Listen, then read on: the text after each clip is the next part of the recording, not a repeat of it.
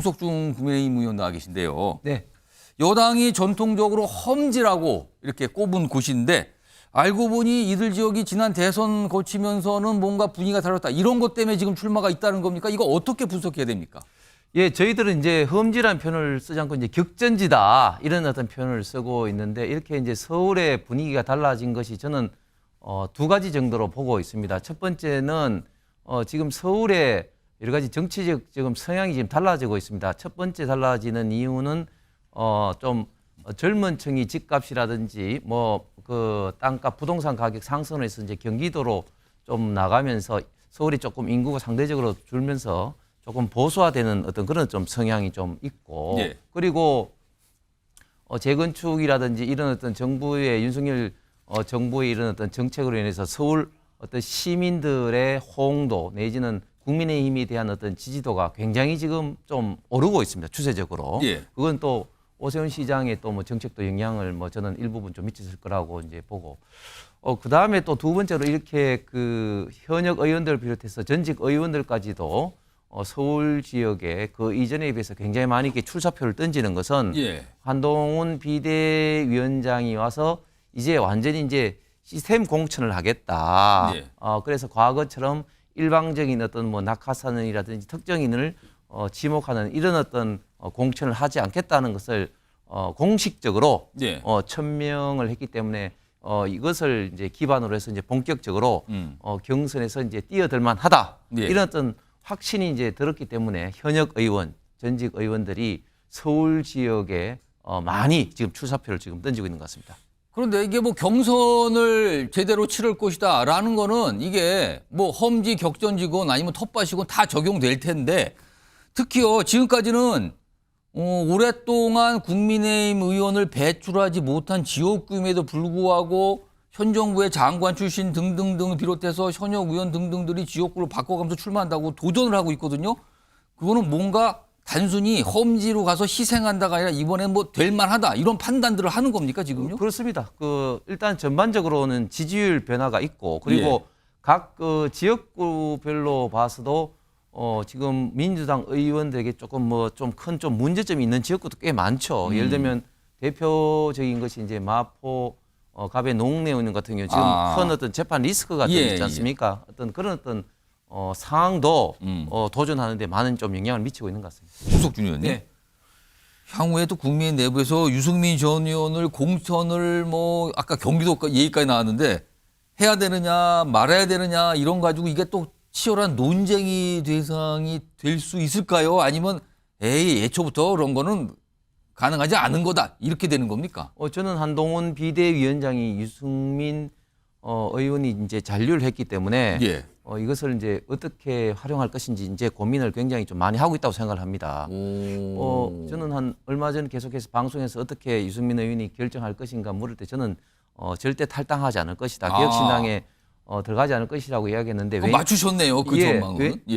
왜냐하면 유승민 의원이 현실적으로도 뭐 삼지대 나가서 성공하기가 이제 어려운 현실성도 있지만 과거에 나가서 그 바른당을 이제 창당을 하고 또 바른미래당을 하면서 굉장히 그것이 이제 학습 효과로 지금 온 게 있지 않습니까? 특히 유승민 의원을 뭐 배출한 대구 지역, 대구 경북 지역 같은 경우는 아직까지도 배신자 프레임이 굉장히 강합니다. 그렇기 때문에 탈당을 해서 본인이 어떤 정치적 역정을 되돌아봤을 때 결코 성공하지 못했고 그런 어떤 뭐 학습 효과, 트라우마가 있기 때문에 저는 절대 나가지 못할 것이라고 예상을 했는데 이제 이렇게 잔류를 한 유승민 의원에 대해서 한동훈 비대위원장이 경기도 지역 같은 경우에 했던 뭐 어떤 공천 문제 혹은 또 공동 뭐 수도권 선대위원장으로 해서 어떻게 이제 활용할 것인지 어쨌든 유승민 의원 같은 경우는 중도층에 나름대로 영향력이 있는 분이기 때문에 총선 승리를 위해서는 무조건 좀 어떻게 활용할 어떤 가치가 있는 분임은 분명한 사실이고 그것을 이제 비대위원장으로서 잘 조합을 어떻게 할 것인가의 문제가 굉장히 좀 고민이 그게 포인트 혹시요 생각합니다. 대통령실과 한동훈 비대위원장이 또 대립과 갈등의 지점이 되지는 않을까요? 저는 뭐 그 문제는 용산이 그렇게 뭐 반대를 한동훈 만약에 비대위원장이 이제 예. 그 생각을 하시면 그렇게 할까 그렇게 큰 어떤 갈등의 포인트라고 생각하지 않습니다. 홍석주 의원님. 네.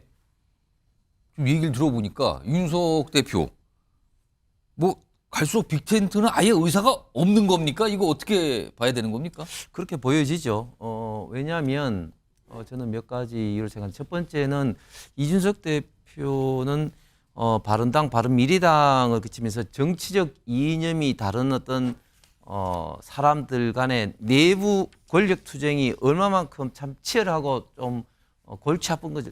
실질적으로 철저하게 느꼈지 않습니까? 예. 온몸으로. 예.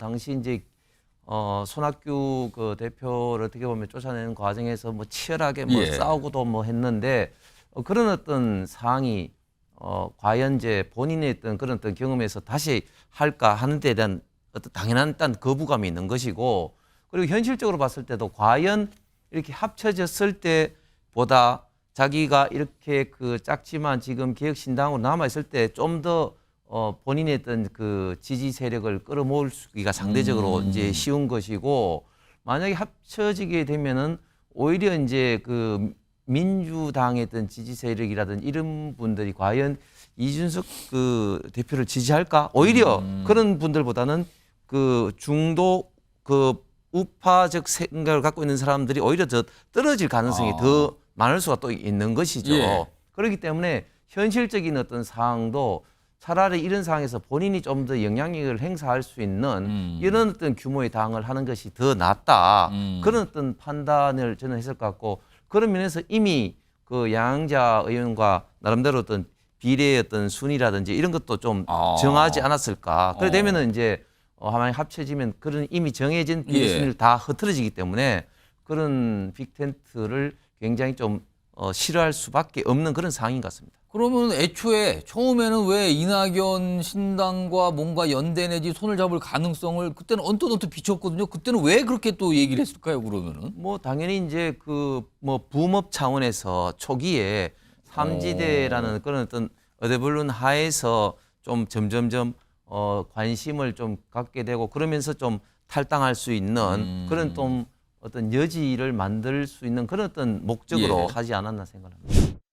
홍석주 의원님. 네. 그러니까 민주당의 문제 제기에 대해서 한동훈 비대위원장이 아니 민주당에서 계속 저보고 아바타라 그랬잖아요. 근데 아바타인데 뭐 당무 개입이라는 게 있습니까? 아바타는 개입 자체를 할 수가 안 되는 대상인데 이 뜻이거든요. 지금 네, 이거 어떻게 네. 들으셨습니까? 예, 이번에 윤석열 대통령과 그 한동훈 비대위원장이 좀 갈등처럼 뭐 비춰지는 모습을 통해서 확실히 깨진 게 예. 사실 민주당에서 그처럼 이제 그 공격했던 그 한동훈 비대위원장은 윤석열 대통령이 아바타다. 예. 이런 게 저는 확실히 깨졌다고 보고 또 많은 국민들도 사실 그렇게 느끼실 겁니다. 그렇기 때문에 한동훈 비대위원장의 어떤 그 지지율 상승세가 더 높아지는데 아니 만약에 진짜 그 뭐 아바타라면은 뭐 비서실장까지 보낼 필요 뭐 있겠습니까? 뭐 알아서 뭐 적적 뭐 그 용산의 뜻대로 움직이는데 그 생각이 좀 다른 그 상황이기 때문에 비서실장까지 간 거 아니겠습니까? 그렇기 때문에 이제 아바타가 아니고 특히 당무 개입 하는데 그 대통령도 그 당의 그 일원으로서 공천이 공정하게 이번에는 사상 처음으로 시스템 공천을 가야 된다는 그런 어떤 뜻을 당연히 표명할 수도 있는 건데 그런 걸 가지고 뭐 당무 개입이라고 고발하고 이런 것을 보면 지금 민주당이 굉장히 많이 좀 쫓기고 있는 것 같습니다. 자, 홍석준 의원님. 네. 지금 이 경쟁 정당 안에서 지금 벌어지고 있는 상황이에요. 임종석 전 실장을 놓고 지금 그러니까 친명계 쪽에서는 약간 거부감이 있어요. 일단 뭐 추미애 전 장관 등등해서 왜 출마하냐라고 문제 제기하는 경우도 있고, 아니 그런데 말고 다른 데 어려운 데 가서 좀 하세요라고 불만 표시를 하고 있거든요. 근데 앞서 봤지만 반면에 이현주 전 의원에서는 괜찮죠. 뭐 과거는 과거고 지금 도움되는데 약간 이런 반응인데 갈려요, 반응이. 이거 왜 그런다고 보십니까? 예, 지금 이재명 대표가 이번 4.10 총선을 바라보면서 저는 두 가지 큰 목적이 있다고 생각합니다. 첫 번째는 물론 이제 총선 승리겠지만 그보다 더 중요한 것은 이번 총선을 통해서 확고하게 정말 그 본인 위주의 친명 직할 체제를 만드는 것이라고 생각합니다. 그러다 보니까 자연스럽게 친명에 가장 그 반대되는 어떻게 보면 가장 넓은 세력이 이제 친문 세력 아니겠습니까? 그런 어떤 차원에서 임종석 전 실장 같은 경우는 친명을 대표하는 그룹이 될 수가 있는데 예를 들어서 뭐 그동안 대표되는 사람이 뭐 이낙연 대표가 탈당을 했고 네. 김경수 지사 같은 경우는 또 아직까지 복권이 안 됐기 때문에 사실상 유일하게 친문의 중심점, 구심점 역할을 할 수 있는 사람이 임종석 전 실장이기 때문에 임종석 전 실장 같은 경우는 좀 출마를 막기 위해서 그 지역구를 이제 전략 선거구로 이제 정했기 때문에 예. 이제 사실상 이제 경선까지도 배제할 수 있는 어떤 그런 걸 마련한 거죠. 반대로 그 이현주 의원 같은 경우도 사실은 뭐 반윤석열로만 한다면 이미 나간 뭐 원칙과 상식 의원들이라든지 이낙연 대표는 그러면 반윤석열 아니었습니까? 그러니까 지금 민주당 특히 이재명 대표의 공천의 원칙은 반윤석열보다는 예. 결국은 친명 체제 수립에 유리하냐 불리하냐 이런 것에 따라서 이제 공천의 어떤 방향 그리고 실행이 이루어진다고 보여집니다. 그리고 마지막으로 우리 박 교수님 말씀하신 것 중에 한동훈 비대위원장과 조국 전 장관 딸이 이게 의수병 같다. 예. 이거는 명백하게 예. 잘못된 발언입니다. 어떻게 한동훈 전 장관 딸이 허위스펙이라고 단정을 합니까? 그렇기 때문에 이제 검찰 이제 불송치가 된 것이죠. 알겠습니다.